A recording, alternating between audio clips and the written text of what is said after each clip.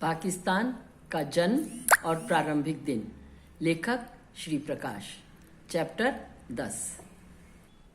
कराची में भयंकर उत्पात। दिसंबर 1947 में मैं कराची से दिल्ली, काशी और कलकत्ता गया। दिल्ली तो प्रधानमंत्री से मिलने गया और उनसे पाकिस्तान की स्थिति के संबंध में बातचीत हुई। विदेशों में स्थापित दूतावासों का कर्तव्य होता है कि वे अपने कार्य और अनुभवों के संबंध में बराबर केंद्र को विवरण देते रहें। साथ ही राजदूतगण बीच बीच में स्वयं दिल्ली जाकर विदेश मंत्रालय को हाल बताते हैं और प्रधानमंत्री से आगे के काम के संबंध में परामर्श करते हैं और आदेश लेते हैं। मैं भी इसी तरह आया करता था। इस बार लौटते हुए मैं 3 जनवरी को दिल्ली में गांधी जी से बिड़ला हाउस में मिला। यह उनसे मेरी आखिरी मुलाकात थी। 27 दिन बाद उनकी हत्या कर दी गई। जैसा मैं पुराने लेखों में कह चुका हूं, सितंबर में जब मैं उनसे मिला था तब वे मुझसे बहुत रुष्ट थे। कराची से लौटे हुए पुराने कांग्रेस जनों ने उनके कान मेरे विरुद्ध भर दिए थे, पर इस बार उनसे मेरी बात अपेक्षाकृत अच्छे वातावरण में हुई। उस समय श्री सोहरावर्दी भी उनके पास रहे। गांधी जी ने मुझसे कहा कि इनका मेरे पास रहना मैं बहुत पसंद नहीं करता, पर मैं लाचार था।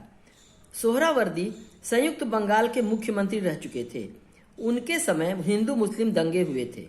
लोगों ने इन पर भी आरोप लगाया कि ये दंगों के लिए जिम्मेदार थे। पाकिस्तान की संसद में इनके मुस्लिम साथियों ने भी इन पर दोषारोपण किया था। कलकत्ता में ही इनका घर था। लोगों का कहना था अपने प्राण भय से ये गांधी जी के साथ रहते हैं। क्या बात थी मैं नहीं कह सकता। 50 साल पहले जब मैं इंग्लैंड में पढ़ता था तो ये भी वहां पढ़ते थे। ये 2 भाई थे और दोनों को ही मैं अच्छी तरह जानता था। पीछे पाकिस्तान में भी उनका मुझसे मिलना होता रहता था और उन पुराने दिनों को याद कर वह मुझसे अच्छा संबंध रखना चाहते थे। काशी में एक बार ये मेरे यहाँ ठहर भी चुके थे। महात्मा गांधी के चारों तरफ बराबर ही बहुत लोग बैठे रहते थे। इस कारण खुलकर उनसे बात करने का किसी को अवसर नहीं मिलता था।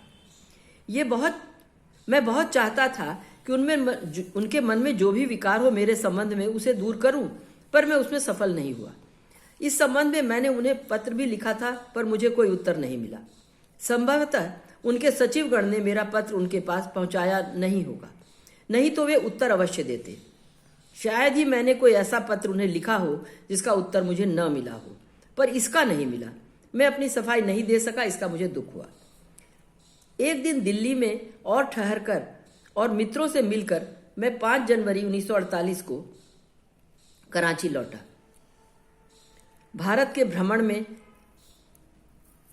दिल्ली और कलकत्ता के अतिरिक्त मैं काशी में घर वालों से भी मिलने गया और लखनऊ में भी मित्रों और सहयोगियों से मिला। देश का सौभाग्य था कि उत्तर प्रदेश में उस समय श्रीमती सरोजनी नायडू राज्यपाल थी। हैदराबाद की होने के कारण और मुसलमानों से इनकी बहुत मैत्री थी। लखनऊ में मुसलमान लोग इन्हें बराबर घेरे रहते थे।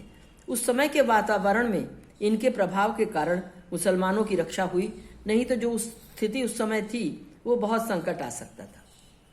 मेरी गैरहाजिरी में सिंध के किसी आंतरिक प्रदेश से मेरे दूतावास में एक तार आया कि कुछ सिख लोग अमुक रेल से 6 जनवरी को कराची पहुंच रहे हैं। मेरे एक सहायक ने तार लिया और उसे बिना कुछ महत्व दिए अपनी जेब में रख लिया। मुझे भी इसकी कोई खबर नहीं दी। ये सिख लोग दूसरे दिन आने वाले थे। यदि मुझे मालूम होता कि उनके स्वागत का और ठहरने का मैं कुछ प्रबंध करता। मैं तो एक दिन पहले ही लौटा थे, पर मुझे कोई सूचना नहीं दी गई तो मैं क्या कर सकता था। इन सब का तो मुझे कई दिनों पीछे पता चला। ये सब सिख उतरे और सबकी निर्मम हत्या कर दी गई। इसका मेरे हृदय पर सदा ही भारी दुख बना रहेगा। शायद इनकी संख्या 117 थी, मुझे ठीक याद नहीं।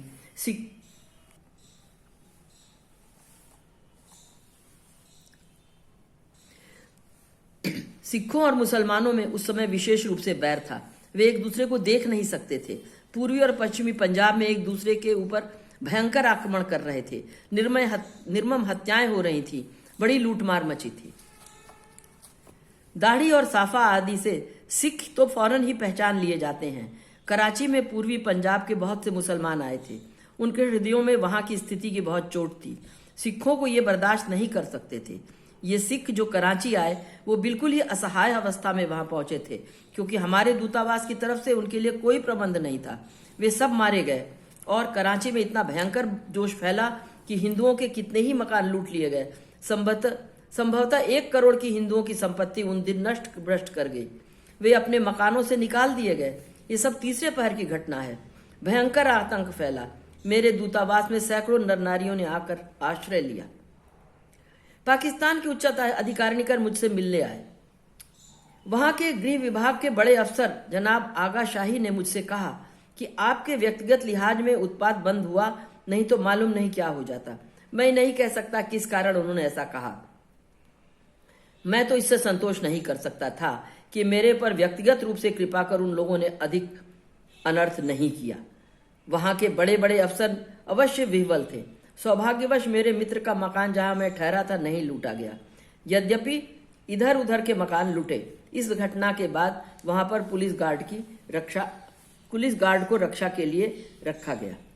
दूतावास में तो पहले से ही इसका प्रबंध था। मैं शहर की स्थिति देखने निकला। कितने ही हिंदू अपने अपने घरों से भाग भाग कर सार्वजनिक स्थानों पर विद्यालयों आदि के हाथों में शरण ले रहे थे।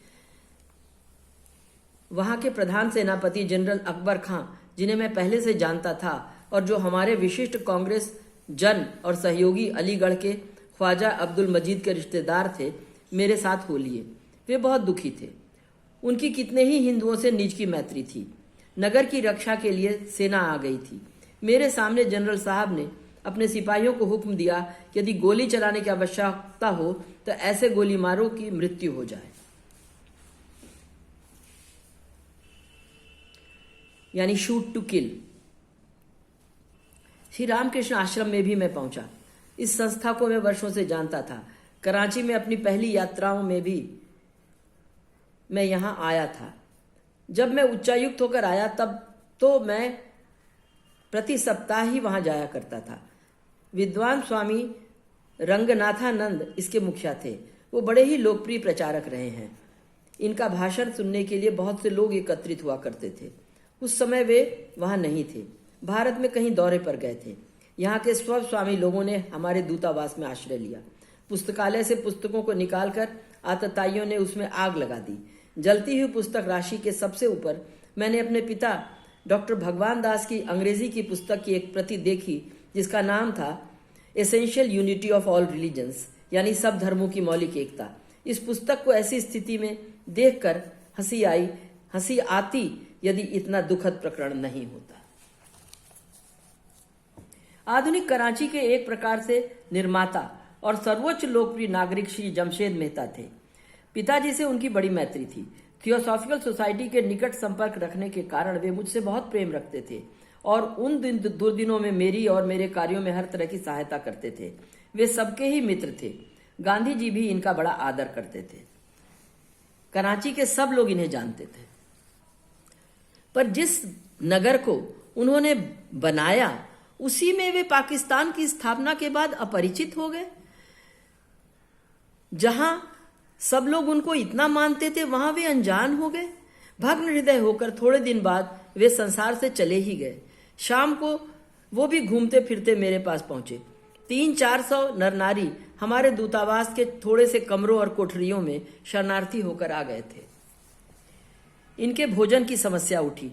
मुझे श्री जमशेद जी चंदुल हलवाई की दुकान पर ले आए। यहाँ पर उन्होंने 300-400 आदमियों के लिए दाल चावल रोटी सब्जी ली। बड़े संतोष की बात थी कि इतना भोजन वहां तैयार मिल गया। रात के 10 बजे का समय रहा होगा। जब मैंने अपना बटुआ निकाला और उसका दाम देना चाहा तो चंदू हलवाई ने दाम लेना स्वीकार नहीं किया। मैंने उन्हें बहुत समझाया, ये मैं अपने पास से नहीं दे रहा हूं, मैं भारत सरकार से इसे ले लूंगा। तब भी उन्होंने एक पैसा भी नहीं लिया। मैं भोजन लेकर दूतावास आया। सब लोगों को भोजन करा, रात्रि को अपने मित्र के यहाँ चला गया। मुझे बड़ा संतोष हुआ जब मैंने देखा कि दुष्टों ने कम से कम मेरे मित्र के मकान पर कोई आक्रमण नहीं किया था। पीछे चंदू हलवाई कराची से बंबई चले गए। कुछ महीने पीछे अंग्रेजी कपड़े पहने हुए मुझसे मिलने आए। मैंने पहचाना नहीं। उन्होंने अपना परिचय दिया। मेरे पूछने पर कि आपने ये वस्त्र क्यों धारण किया, उन्होंने कहा, इसी से कराची में अब हमारी रक्षा हो सकती है। हिंदू लोग अपने वस्त्र में निकलते डरते थे। चंदू हलवाई भी कि अब बम्बई में बहुत सी दुकानें हैं और बम्बई के भी निवासियों को इनके द्वारा सिंध के स्वादिष्ट मिष्टान्नों का परिचय मिल रहा है। कराची के बहुत से हिंदू वहां ही रह जाने की इच्छा रखते थे। मुसलमानों से इन्हें कोई द्वेष नहीं था। कांग्रेस जन तो अवश्य रुष्ट थे, पर 6 जनवरी की भयंकर दुर्घटनाओं के बाद किसी की ठहरने की हिम्मत नहीं पड़ी। वित्त मंत्री जनाब गुलाम मोहम्मद, जो मुझसे व्यक्तिगत बहुत स्नेह रखते थे, बड़े दुखी हुए। उन्होंने बड़ा प्रयत्न किया कि जो माल हिंदुओं का लूटा गया है उसे वापस करा दिया जाए। एक बार उन्होंने मुझे एक स्थान पर बुलाया। वहां के लोगों ने बहुत माल लूटा था। उनसे वे कह रहे थे कि माल वापस कर दें। इस दृश्य को देखने के लिए उन्होंने मुझे आमंत्रित किया था। लूटा हुआ माल बाहर निकाला जा रहा था। एक स्त्री बहुत क्रोध से कह रही थी, आप ऐसा प्रबंध करें कि सिख जो यहाँ आते हैं वे ऐसी जगह रखे जाएं जहां हम उन्हें देख न सकें, क्योंकि हम उनकी शक्ल देखना ही बर्दाश्त नहीं कर सकते। इस पर जनाब मोहम्मद साहब ने यह आश्वासन दिया कि ऐसा ही किया जाएगा। उसके बाद जो सिख आंतरिक प्रदेशों से आते थे उनके लिए रेल वालों से ऐसा प्रबंध किया कि वे रेल में ही रहें और आधी रात्रि को वे रेल से ही बंदरगाह तक पहुंचाए जाते, क्योंकि जहां तक रेल की पटरी मौजूद थी, और सीधे जहाज में बैठाकर रवाना कर दिए जाएं। कितनी ही 12 बजे रात्रि को इनको रवाना करने दूतावास के अपने सहयोगियों के साथ मैं भी बंदरगाह गया। इस चैप्टर को पढ़ने के बाद एक क्रोध मन में आता है। जब इतने बड़े पैमाने पर महानिष्क्रमण हो रहा है, महाप्रस्थान हो रहा है, तो अपने कार्यस्थल से, अपने प्लेस ऑफ ड्यूटी से न तो राजदूत को कहीं जाना चाहिए, बिल्कुल भी नहीं जाना चाहिए। लेकिन ऐसा हुआ। राजदूत यानी उच्चायुक्त महोदय ने प्रधानमंत्री से मिलने जा रहे हैं, अन्य जगहों पे जा रहे हैं, या वो ये आ गया होगा, इसको हटा दो। मुझे समझ में नहीं आता है प्रायोरिटी क्या थी, प्राथमिकता किस बात को दी जा रही थी।